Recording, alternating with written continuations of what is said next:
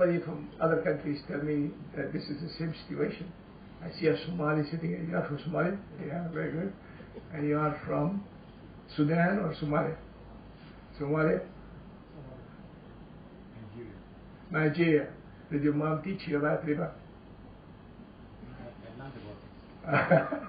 Well, what I'm saying is that moms did not teach about riba, and promise me, men and sisters, to please make sure that you promise Allah that you will do these three things to your children, then you can make a difference. Then the thing we want to decide on is riba-free banking or Islamic banking for the Muslims only? And for some reason, you can see behind the plans and the teachings that, oh, this is only for Muslims. And that's very, very crazy, because we don't represent the majority of the world. We represent a small minority. And if you plan your business on a small minority, congratulations, you will be very poor. So you need to deal with the rest of the community. They will enrich you, not money-wise, but ideas-wise, operational-wise, and so on and so forth. So we need to make sure that when we introduce riba-free banking, introduce it in the right context. And I always say that the name is very important. The name, and I know some people take issues with that don't call it Islamic, but it is Islamic in discipline. Because imagine if Citibank or Chase decide to change their names to the Christian Bank of America or the Jewish Christian Bank of America. What do you think will happen? And they open a branch in Pakistan. What do you think will happen? Nobody will go and visit them. And flip the coin and see the feeling of a God-loving Christian, person who loves God, who wants to deal with people who are fair, who wants to deal with you, and he looks at the sign and says, Islamic. Well, it's not for me, especially nowadays, with the craze going on about Muslims being assassinators, troublemakers, terrorists, so on and so forth. And then, I don't know how much but equity work you do, but I want to admit to you that I had the honor to be the person who formed the first group ever in the world to start what we call the riba-free portfolio of stocks that abide by the Shari'aa.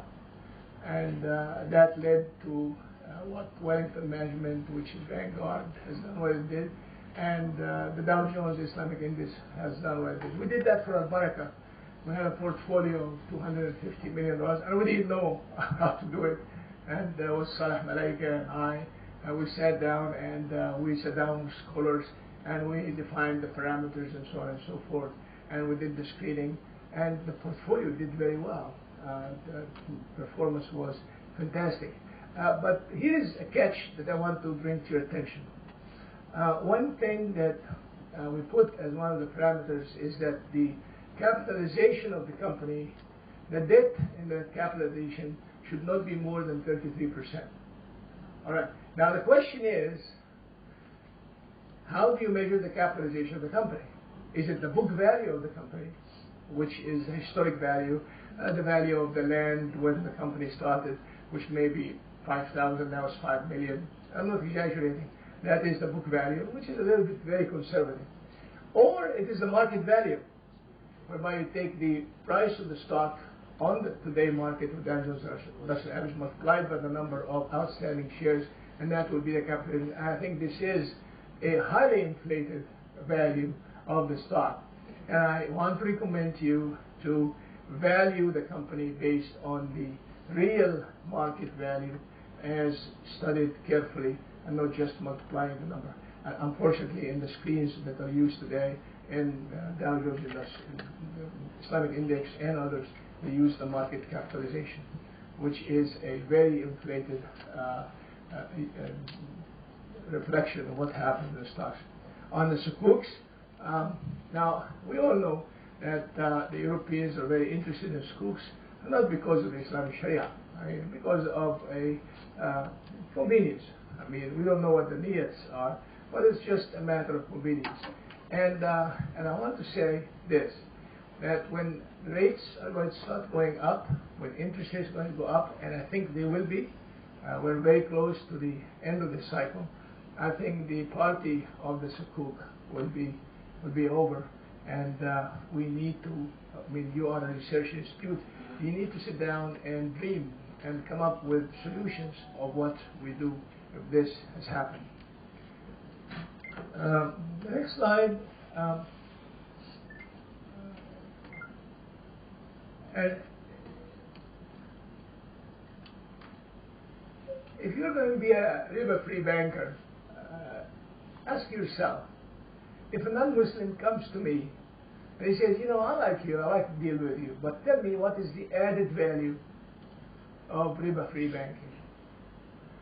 Now you can tell him that I can guarantee you paradise, but I don't. I can't even guarantee it for myself. Right? So, of course, some people do it. They say, oh, this is respected Sheikh Fulan who has actually sanctioned it, and that will guarantee you a place in paradise. But we need to have a much more tangible added value. What is the added value of our financing?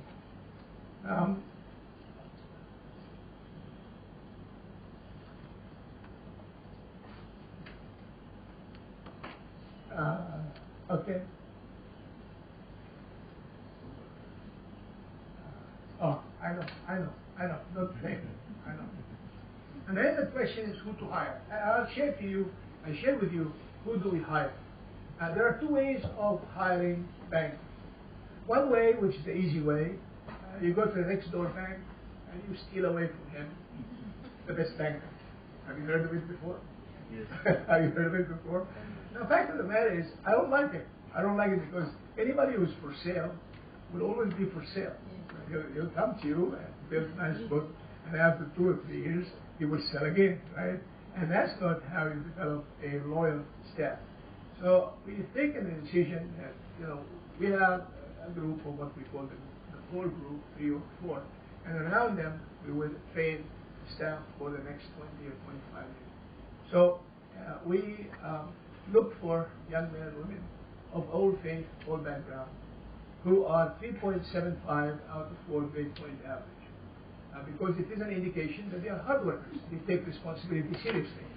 And it's an indication of they are good. And then we have an interview with them. An interview is not just a half-an-hour interview. It's almost an interview that goes on from 8 in the morning until probably 1 or 2 in the afternoon. And they speak to all the key managers in the bank. And I tell them, first of all, we bring them at 8 o'clock in the morning to see if they are morning people or evening people. Right? So, and I'm just letting you in on some of the inside stories, but you can use it in your practice. We want to make sure that they are morning people, because if he or she is a morning person, he will come early in the morning to work and not dead, like we say on the streets of America. And then the second thing is, we tell them that, you know, we tell them our story, we hear from them their story, and we also insist on reading the transcripts to make sure to know what courses that candidate has taken, what dates they have achieved, and because in America the courses are choice courses. You know, you choose courses, it reflects the character and reflects the training and so on and so forth. But then we tell them meet all the staff. It has 2 factors, two advantages. The first advantage is that he gets, am I done? All right. Just tell me when the time is up. So, the first thing is that your staff will feel that the opinion counts. It's like you love this beautiful young lady and so on, and you go and propose to ask her hand, right? And then, of course, that says, okay, she's going to marry. Versus, honey, what do you think? Her sister, what do you think? Her brother, what do you think? Then you feel like you're part of the family. And after the interview that candidate, I personally go and say, what do you think? And we get that feedback. They can be 10 people, 12 people. And it's an excruciating thing, because if you're trying to tell me a story, after some time you will wear out. the real you will show up, right? The second advantage is that, you know, the candidate will know what is the family that he is proposing to, because, you know, maybe he doesn't like these people. Maybe he says, well, this is not the family that I have. And that's how we hire the candidates. And the last challenge is the craze about terrorism.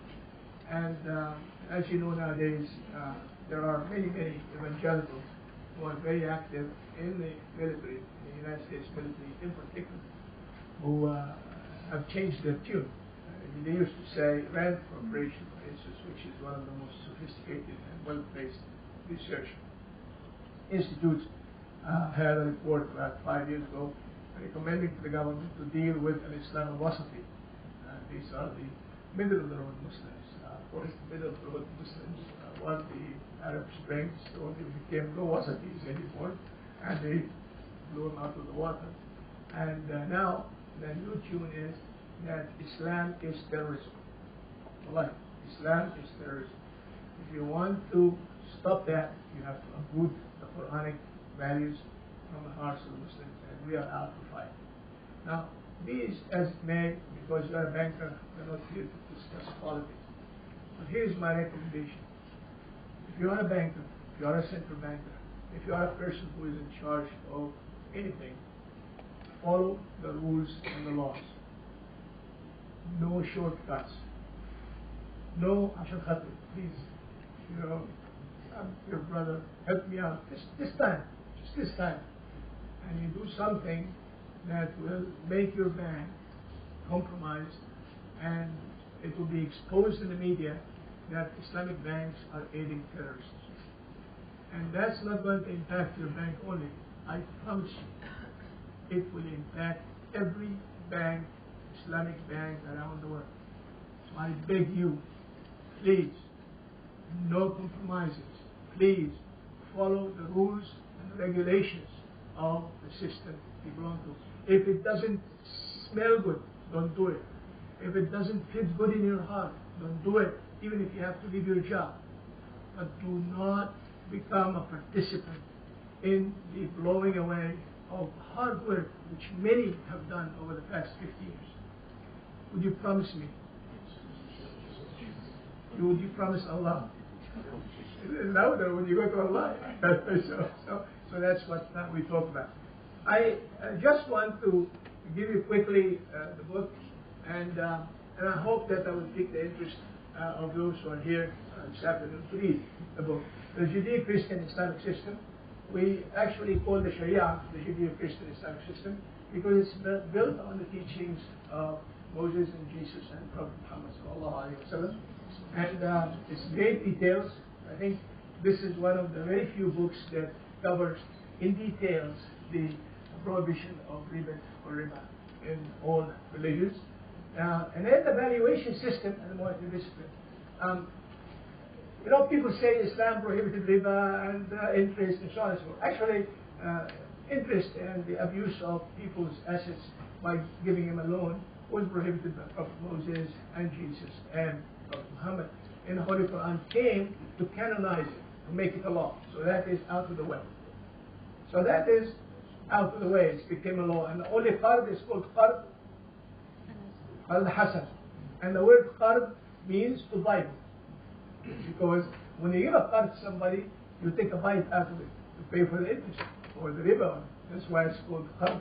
Qard al-jib, which means that a mouse has taken a bite of the cheese. That's the thing. So that is the thing about the contribution of Islam, canonizing, making a law, prohibition of taking advantage of people by giving them money, lending them money.